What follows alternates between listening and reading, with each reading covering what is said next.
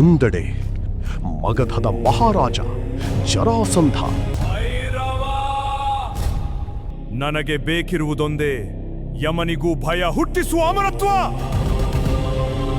ಓ ಕಾಲ ಭೈರವ, 86 ರಾಜರ ಅಹಂಕಾರ ನನ್ನ ಸೆರೆಮನೆಯ ಕತ್ತಲಲ್ಲಿ ಕೊಳೆಯುತ್ತಿದೆ.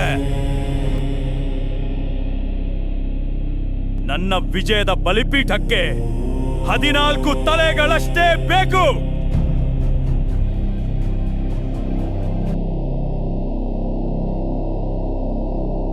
ಭೈರವ, 100 ರಾಜರ ರಕ್ತವೇ ನಿನಗೆ ಅಭಿಷೇಕ.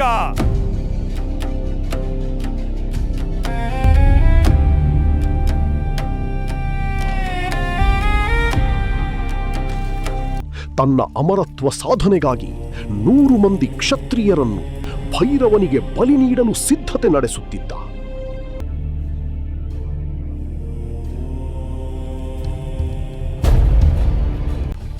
ಮತ್ತೊಂದೆಡೆ ಧರ್ಮರಾಯನ ಯಾಗಾಶ್ವ ರಾಜ್ಯದಿಂದ ರಾಜ್ಯಕ್ಕೆ ಸಾಗಿ ಹೋಗುತ್ತಿತ್ತು.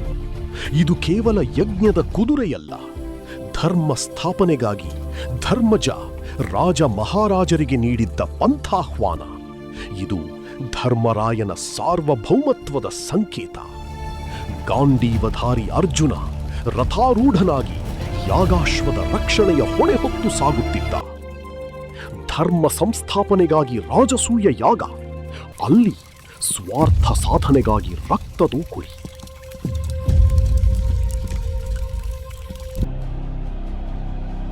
ಧರ್ಮ ಮತ್ತು ಅಹಂಕಾರ, ಈ 2 ಶಕ್ತಿಗಳ ನಡುವೆ ನಡೆಯಲಿದ್ದ ಮಹಾಸಂಗ್ರಾಮಕ್ಕೆ ಅಖಾಡ ಸಿದ್ಧವಾಗುತ್ತಿತ್ತು. ಇದಕ್ಕೆ ಕಪಟ ನಾಟಕ ಸೂತ್ರಧಾರಿ ಶ್ರೀ ಕೃಷ್ಣ ಸಾಕ್ಷಿಯಾಗಲಿದ್ದ.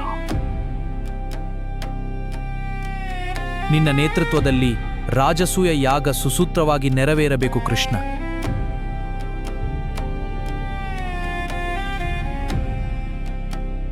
ನಿನಗೆ ಕಪ್ಪ ಕಾಣಿಕೆ ಒಪ್ಪಿಸಬೇಕಿದ್ದವರು ಜರಾಸಂಧನ ಸೆರೆಯಲ್ಲಿ ನರಳುತ್ತಿದ್ದಾರೆ.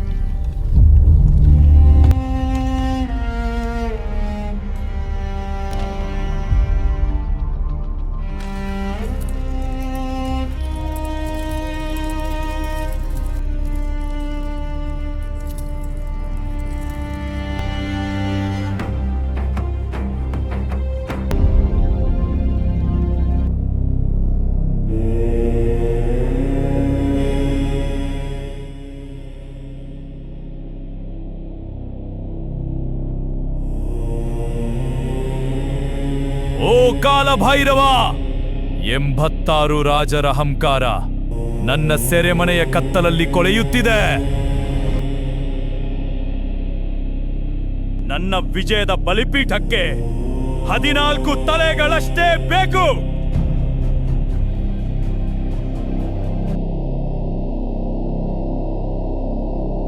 ಭೈರವ, 100 ರಾಜರ ರಕ್ತವೇ ನಿನಗೆ ಅಭಿಷೇಕ.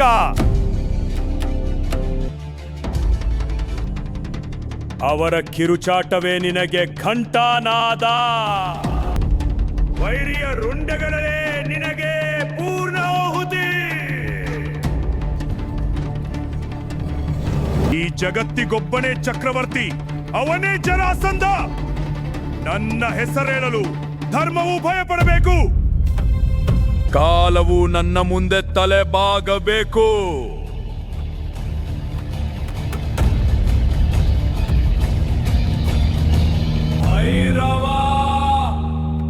ನನಗೆ ಬೇಕಿರುವುದೊಂದೇ ಯಮನಿಗೂ ಭಯ ಹುಟ್ಟಿಸುವ ಅಮರತ್ವ. ನನ್ನ ಮರಣದ ಬಾಗಿಲನ್ನು ಮುಚ್ಚಿಬಿಡು. ಈ ಭಕ್ತನನ್ನು ಅಮರನನ್ನಾಗಿ ಮಾಡು. ಹೀಗಿರುವಾಗ ನಿನ್ನ ರಾಜಸೂಯ ಯಾಗ ಸುಸೂತ್ರವಾಗಿ ನೆರವೇರುವುದಾದರೂ ಹೇಗೆ ಧರ್ಮಜ? ಅಲ್ಲಿ 100 ಮಂದಿ ರಾಜರನ್ನು ಭೈರವನಿಗೆ ಬಲಿ ನೀಡಿ ಅಮರನಾಗಲು ಹೊರಟಿದ್ದಾನೆ ಜರಾಸಂಧ. ನೀನೇ ದಾರಿ ತೋರಿಸಬೇಕು ಕೃಷ್ಣ.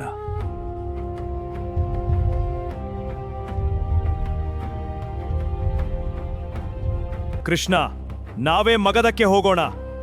ಜರಾಸಂಧನನ್ನು ಯುದ್ಧಕ್ಕೆ ಆಹ್ವಾನಿಸಿ ಅವನಿಗೆ ಎಡೆಮುರಿ ಕಟ್ಟೋಣ. ದುಡುಕಬೇಡ ಭೀಮ. ಇದು ಬಲದಿಂದ ಸಾಧಿಸುವ ಕೆಲಸವಲ್ಲ, ಬುದ್ಧಿಯಿಂದ ಜಯಿಸಬೇಕು.